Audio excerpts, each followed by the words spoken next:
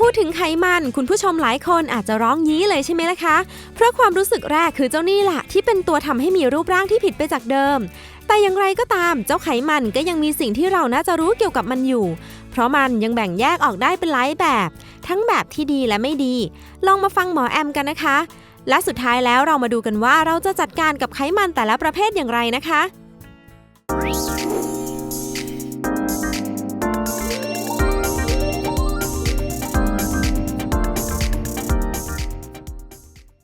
สืบเนื่องจากอาทิตย์ที่แล้วที่เราคุยกันเรื่องยากับวิตามินนะครับวันนี้จะมาเล่าให้ฟังต่อนะเป็นความรู้ว่าอาทิตย์ที่แล้วขั้นกันไว้เรื่องไขมันเพราะไขมันเป็นเรื่องใหญ่ของคนในสมัยนี้นะครับย้อนกลับไปสมัยคุณพ่อคุณแม่คุณปู่คุณย่าเราเนี่ยยุคที่เรายังไม่เปิดบ้านเมืองมากขนาดนี้เราก็กินแกงส้มเราก็กินแกงไตปลากินน้ำพริกกินปลาเผาขนมอย่างมากก็ไอติมกินลอดช่องกินเฉาก๊วยแน่นอนเราเมืองร้อนนะครับเมืองร้อนกินแบบเมืองร้อนไม่อ้วนเมื่อวิทยาศาสตร์ไปไกลวิวัฒนาการไปไกลบ้านเมืองเราเจริญขึ้นแน่นอนโลกใบนี้เล็กลงเหลือนิดเดียวอาหารฝรั่งเริ่มไหลเข้ามาในบ้านเราทำให้อัตราความอ้วนหรือคนอ้วนในบ้านเราสูงแบบอย่างนี้เลยเป็นดิ่งๆเลย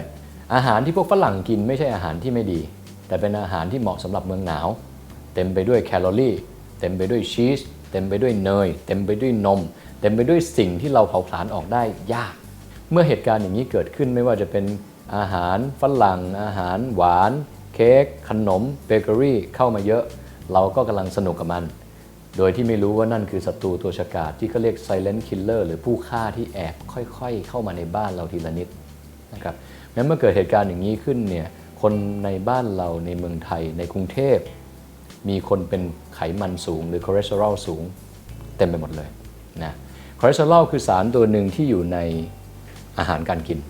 ในร่างกายเราก็มีคอเลสเตอรอลร่างกายมนุษย์เราใช้คอเลสเตอรอลย่อยเสร็จกลายเป็น2 อย่างคือไขมันดีและไขมันไม่ดีไขมันไม่ดีทุกคนรู้จักกันในนาม LDL หรือไขมันที่ติดกับหลอดเลือดทำให้หลอดเลือดหัวใจตีบเป็นอัมพาตหลอดเลือดในสมองตีบหลอดเลือดในสมองแตกหลอดเลือดเปราะคนรู้จักหมดทุกคนเลยมากินยาลดคอเลสเตอรอลกันใหญ่เลยเรามารู้จักด้านดีของคอเลสเตอรอลบ้างนะครับคอเลสเตอรอลมีข้อดีคือแปลไปเป็นฟอสโฟไลปิดยากกันไปเนาะย้อนลงกลับมาหน่อยภาษาชาวบ้านคือไขมันคอเลสเตอรอลทำให้เป็นตัวประกอบของผนังกล้ามเนื้อเป็นตัวสร้างตัวแรกตัวแม่ของฮอร์โมนเพศเริ่มยากแล้วนะแสดงว่าเขามีทั้งตัวดีและตัวไม่ดี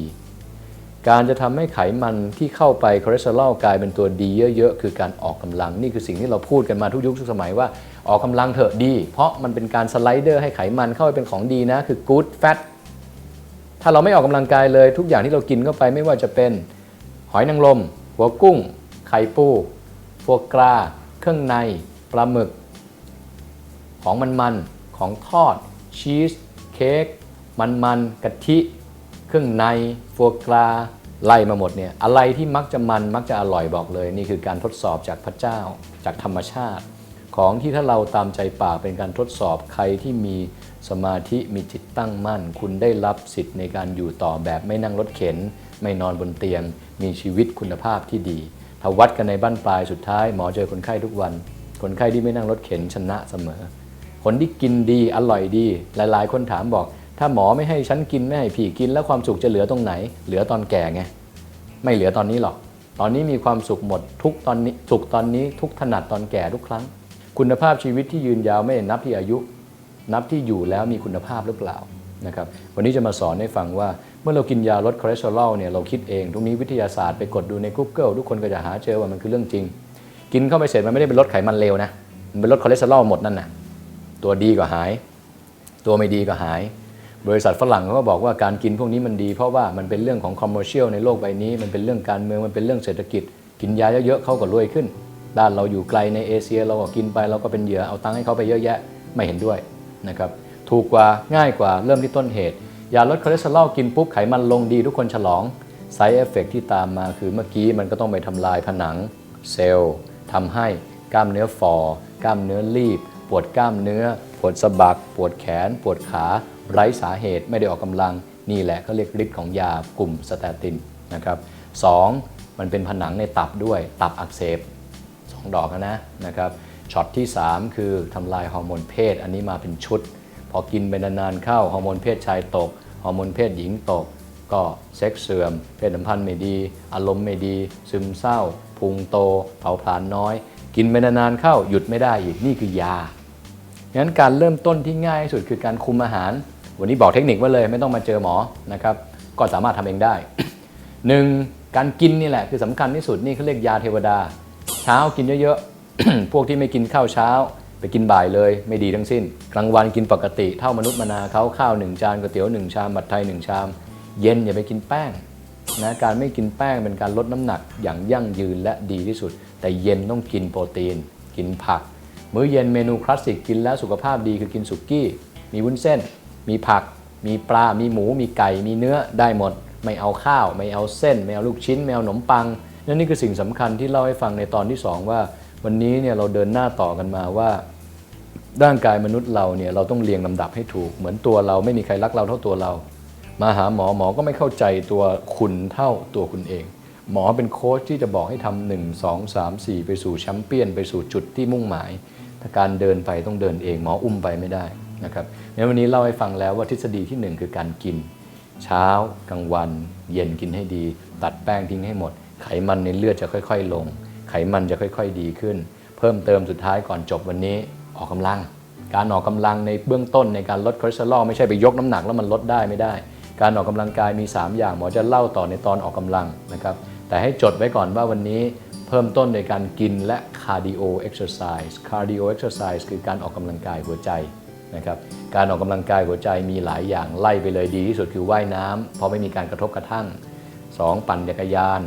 3เล่นแอร์วอล์ก4จะเดินเหินจะวิ่งจะตีแบดได้หมดขอให้เหงื่อออกนะครับครึ่งชั่วโมงต่อวัน5วันต่อสัปดาห์เอาไว้2อย่างนะ1กิน2ออกกำลังนะครับแล้วเดี๋ยวข้างหน้าเรามาต่อกันหวังว่าคุณผู้ชมจะได้รับความรู้เกี่ยวกับไขมันทั้งหลายประเภทกันพอสมควรเพื่อช่วยในการตัดสินใจเลือกรับประทานให้ถูกต้องเพื่อให้มีสุขภาพที่แข็งแรงสมบูรณ์ไปนานๆนะคะ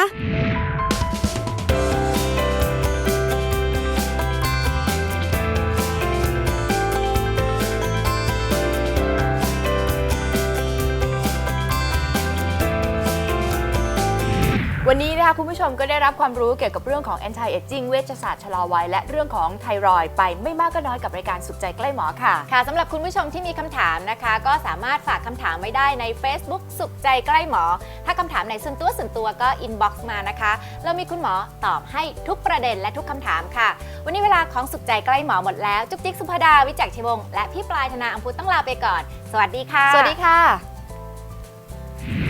การที่มีจำเดือนมาเยอะเนี่ยมีบ่งบอกว่าน่าจะมีปัญหาที่มดลูกมีเลือดออกเป็นก้อนเลยนะออกเยอะมากจนชุ่มผ้าอนามัยเรา2ผืนในต่อวันไม่ใช่ละกลายเป็น5ผืนชุ่มด้วยอาจจะมีเลือดเป็นก้อนอย่างนี้ถือว่าไม่ปกติแล้วแล้วแบบนี้มีโอกาสพัฒนากลายเป็นมะเร็งไหมคะคุณหมอก็มีโอกาสพัฒนาเป็นมะเร็งได้แต่ก็ไม่ได้สูงมากสนับสนุนโดย BDMS เรื่องสุขภาพเราเชี่ยวชาญ